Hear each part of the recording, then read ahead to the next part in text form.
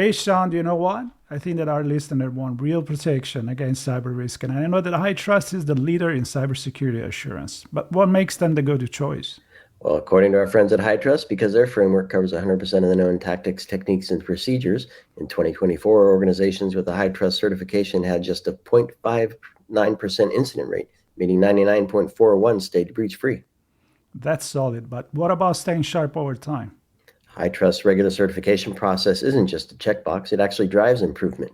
Repeat customers see up to 54% fewer corrective actions needed year over year. And now with their new AI security assessment and certification, you can actually tackle AI risk with confidence as well. Then check out the iTrust framework. Go to hightrustalliance.net to learn more.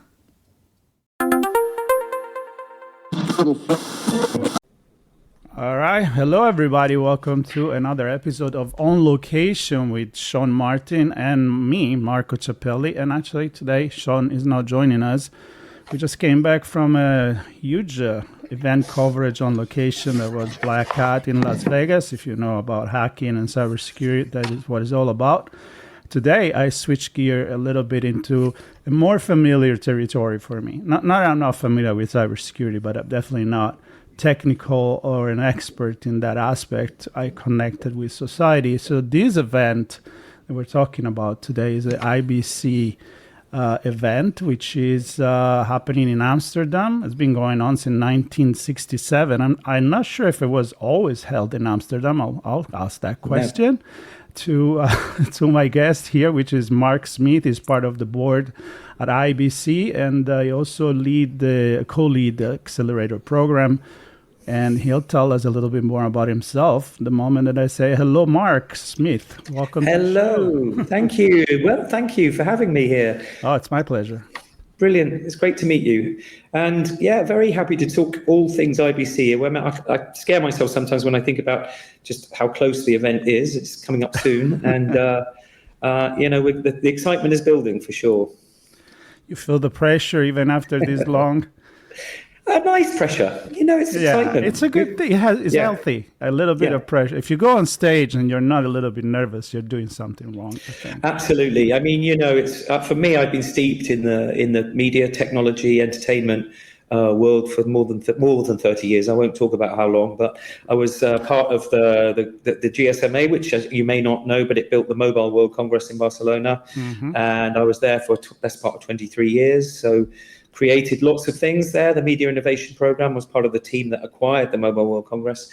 And I was head of marketing communications there for 20-something years. So it's in my bloodstream, technology events, Yeah, and that's really cool. I mean, that's why I follow technology. I mentioned to you before we started, and people that follow me, they know I come from the social media, communication background as far as college. Then I went in branding and marketing, but I've always been very close to what mass media, as we used to call them, they do for and with society, and the other way around. It's definitely a mirror of that. So entertainment and all of that. So why don't we start with a short history? I mean, I mentioned 1967. At that time, technology was quite different. We were broadcasting. Now we're doing a lot of other things. So when you look back. Yeah, I think, bigger than the show, though, is just the fact that television is 100 years old this year. The very first, there are differences of opinion about which was the format that won in the end. But I mean, it was, it was 1925 when I think John Logie Baird, who was a student at Strathclyde University in Glasgow, first demonstrated in the labs, the concept of television. And so that we're going to be actually celebrating that a little bit with some of the things we're doing at IBC this year. But yeah, you're right. The show began in 1967 in Brighton in the UK. And I don't know for how long it was there for before it moved. But I think, certainly the origins are in the UK, but it's been in Amsterdam for many years now. And, the Rye Showground is very familiar to people, and the famous beach bar and where everybody congregates at the end of the day. But, we've got 14 halls packed full of media and entertainment technology. It's, with 1,350 exhibitors that are going to be there this year. And I, amazing, nearly 300 speakers at the show, 45,000 visitors. I could talk a little bit about some of the different halls and what they'll be showcasing. Please. If that makes sense. For people that haven't been there, or people that wants to know maybe what has changed, what is new compared with the past few years, if there is anything that they should. Yeah. So the first I'll just talk through the halls. So if we've got 14 halls, halls 1, 2, and 3 are all about delivery, distribution, and satellite technologies. Hall 4 and 5 are content everywhere, which is about streaming and OTT platforms and cloud services and cybersecurity and app development. The 6 and 7 are post-production, graphics, media production, data storage, that sort of thing.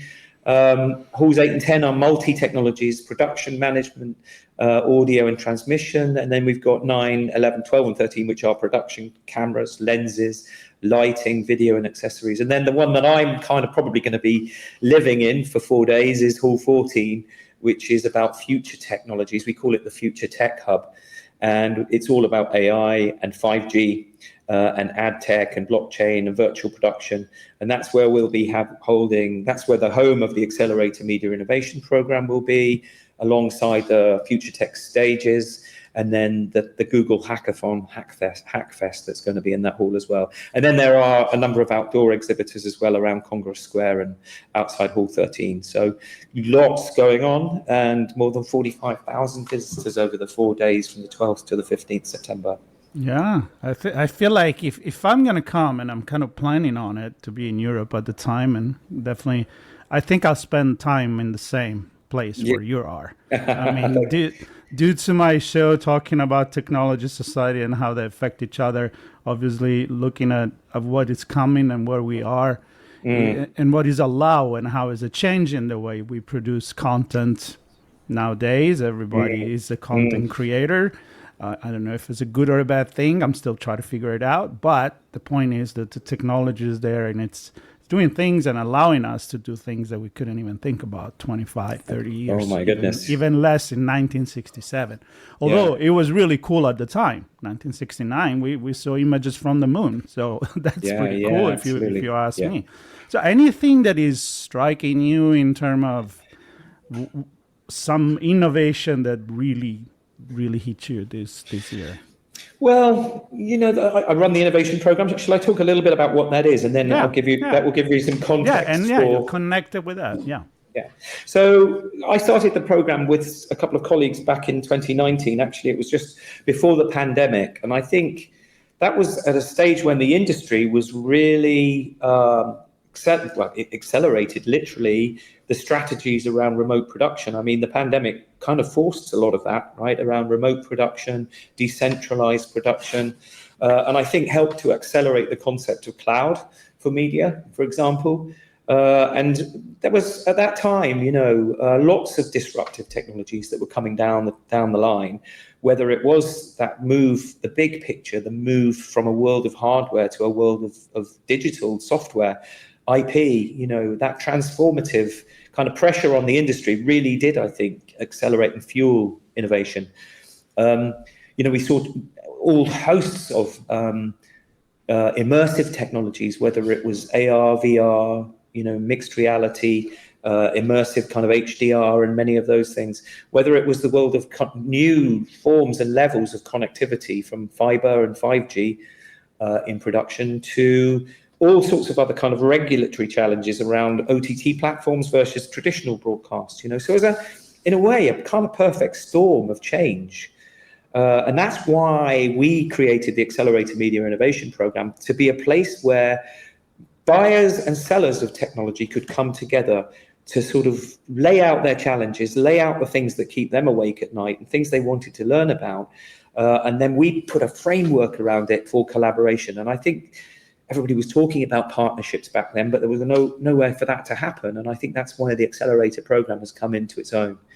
It's a place where it's a destination and a safe environment for the broadcasters, for the studios, for the OTT platforms, for the rights owners to come together and say, this is what we need to understand better. This is what we need to try and solve, but not take years about it. This needs to be fast. This needs to be a sort of a sprint toward a sort of 6-month program of actually learning and developing solutions. And then at IBC, we showcase them as proof of concepts to show how all these technologies work. So we have run something like 9 projects a year. We've run more than 50 projects since 2019, involving about 350 organizations, from the very biggest to the smallest, to every single kind of household blue chip media and entertainment brand.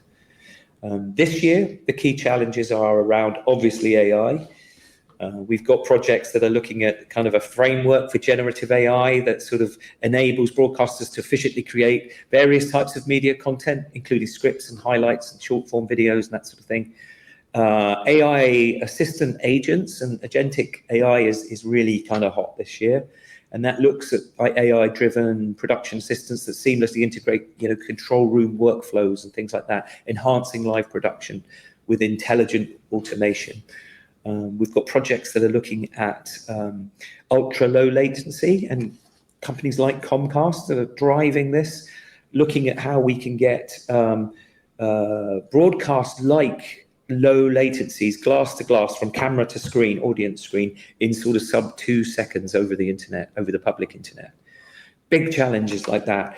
We've got a project looking at content provenance, stamping your content, which looks at tools that enable organizations to integrate content credentials. C2PA is the content provenance initiative in the industry this year, looking into their workflows, how we can sign and verify media and its sources and where it's been manipulated and things like that. Then a number of other projects looking at things like private 5G. And we've seen projects in the accelerator program that have gone from the lab to the world's biggest sporting events of last year. So this really shows the value of the program, and we're looking at how we take private 5G to the airwaves to cover and to produce programming across long distances where there's like cycle races or marathons from the air. Other projects looking at master control cloud, sustainability in workflows, and multi-vendor kind of software media exchange to look at how formats can be interoperable between each other. Yeah, I like to go because it's fascinating, because in my head I'm like, it's the convergence of many different technology ultimately that allow us to make the big step into a specific industry, right? I mean, you couldn't do certain things if you, like the low latency, if you couldn't have the speed of the infrastructure that allow you to do that. Obviously, you're coming from mobile, you know that very well, like 2G, 3G, 4G, 5G. So how fast are we going to go? Obviously, I come, like I said, from a cybersecurity events, very fresh, and the buzzword was agentic AI. I mean, you have to, in the SOC, into the way that it helps the human. So I want to go there with you being around this industry for a long time, looking at innovation. How is perceived, and it's a welcome, it's like that the nervousness about the way we are actually living with AI and agentic AI. I mean, my point is everybody kind of fearing it? It's like, all right, let's get it, but let's still be in control versus, come on, blinking light, funny noises, let's go. I work with people that are passionate about technology.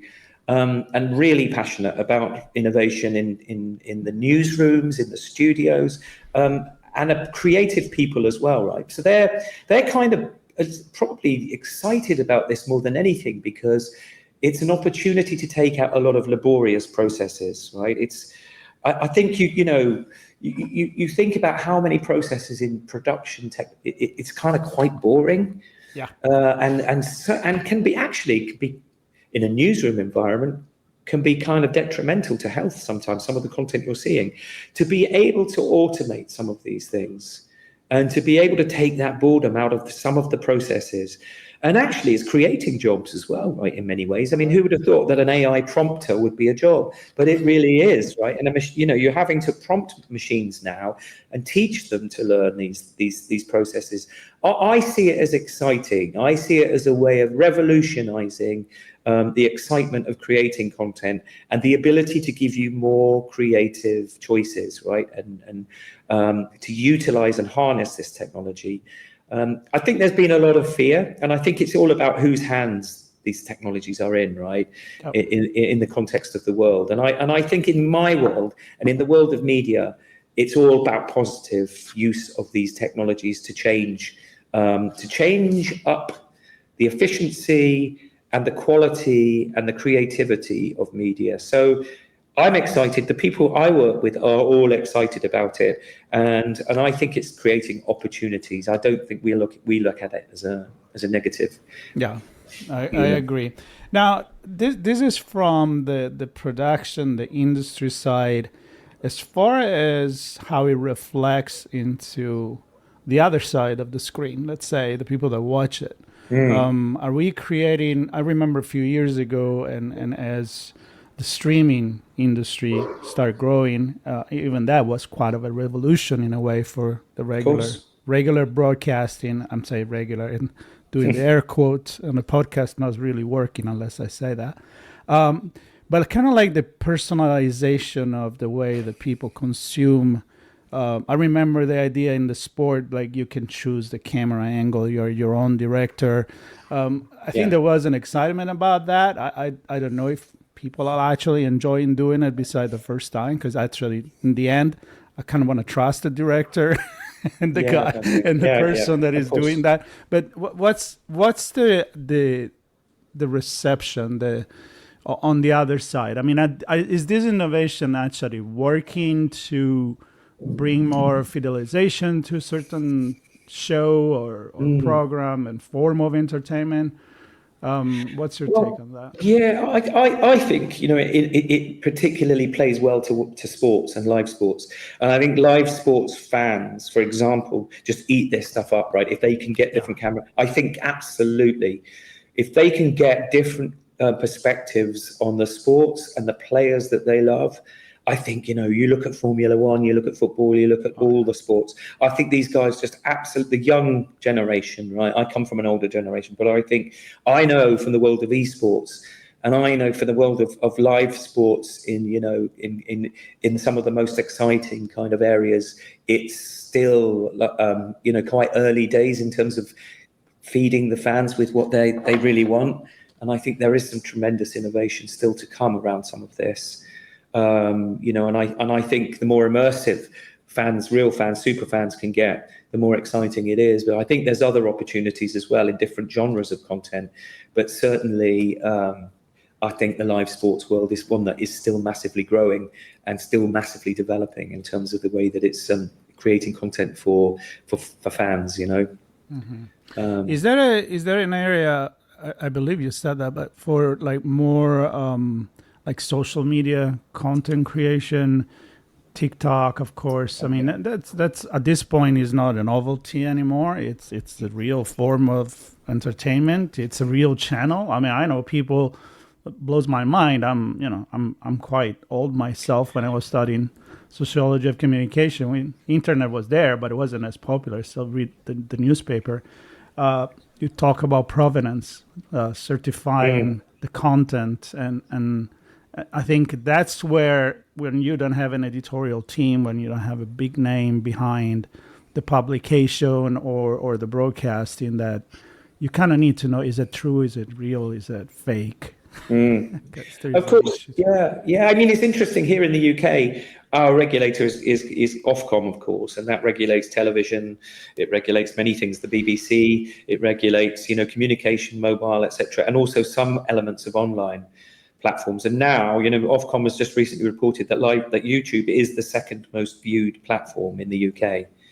And I think that speaks to the volumes, to the growth of streaming and user-generated content, right? Mm-hmm. But yes, absolutely, you're on the money there. That manipulation of content, fake news, manipulation of video, and all sorts of kind of creation of synthetic content is a worry and is a danger. But I think the human nature is that we always find a way to solve some of these problems, solve some of these challenges, to understand these things. And I think we're at the very beginning of an explosion, of course, in many of these things. And that's why the accelerator program is exciting, because we are working on some very specific, but I think very important forms of content, understanding content provenance, understanding the right the way through the value chain, from the creation of content to the management and storage of content, to the distribution of content, to the manipulation of that content. I think we're beginning now to develop ways to really better understand it, and to better develop tools that can help users understand where that's come from, and just the value of and of course just the accuracy and the value and the provenance, the actual trust in that content is critical, more so now than ever. Yeah. And as we wrap, these conversations, are they happening in the corridors, in between the halls, or you actually have panels and presentation, and do you have a keynotes? Somebody you want to highlight as we start closing? We have a main conference which is full of great speakers from across the industry and different industry sectors. We have a host of different stages around the event, whether it's the what we call the showcase stage. We have a content everywhere stage or two. We have a future tech stage, which each of these accelerator programs that I've mentioned, or in the projects, they each get an hour on stage, and a lot of it is free content at IBC, right? Around the different halls that I mentioned, all the themes, there are different stages where you can just turn up. Of course, once you've registered to IBC, you can just turn up and you get amazing content for free. I would also, if I could, just before we wrap, is just talk about something else, which is that we've been working very closely with Google Cloud on a hack fest, and this is a first for IBC, I think, where we are inviting young broadcast engineers and software developers and creatives to come and work on some challenges that we're going to set over the weekend of IBC. There'll be prizes, and we're working with Formula E, the racing car format, electric racing, supporting the hack fest. But we'll also have an AI coached penalty shootout, where you're taking penalties and you're coached by a famous football coach on your football penalty taking style and skills. That's all in Hall 14, as well as many other aspects of AI and other exciting forms of content. So there's something for everyone across the show, but I think innovation is really the buzzword and the power, the fuel for the show this year at IBC. Yeah, I always go to this event, and CES, of course, here in the United States, and it's a way to look into the future. That's where you put your thinking hat on, you look at a new technology, and you discuss it, and you say, well, what does this really means, and what is the consequence of something like this, and what kind of new jobs can create, what kind of new content can create. And I'm like you, I'm actually, I can go dystopian to utopian and back in like a fraction of a second. But for this industry, in this vertical, which is a vertical with a lot of lateral, of course, a lot of industry involved. I think it's all positive as far as we can control a little bit of the provenance. So that's the big thing. Absolutely. With the cybersecurity lens, and then of course there is privacy and identity. Absolutely, and the value of sports rights, for example, right, billions these days, right, just shows how important that content is from a cybersecurity perspective, right, and ensuring that you protect that content is pretty critical to the industry. And so, cyber is a really key issue that we've all got to be on guard with in our industry, and ensure that the value of incredible sporting, but other forms of cinematic content are protected. Absolutely vital. Yeah, for sure. Well, I want to thank you for your time, Mark. That was fascinating, really something of my interest, but I believe also my listener really enjoy this kind of conversation. So I'm looking forward, hopefully crossing my finger, to actually come there. Come and say hi if I can. Of course, I'll find you. And again, September the 12th to the 15th, 2025, at RAI Amsterdam in the Netherlands, of course. And I will put some links, obviously, to connect with you, with the team, and to visit the website, which is very well done and already exciting. I love. Thank you, Marco. I love it. Thank you so much, Marco. It's been great chatting with you. Yep, I appreciate it. Everybody stay tuned for more content. And again, if I am there, you'll hear more story directly from the floor. Take care, everybody.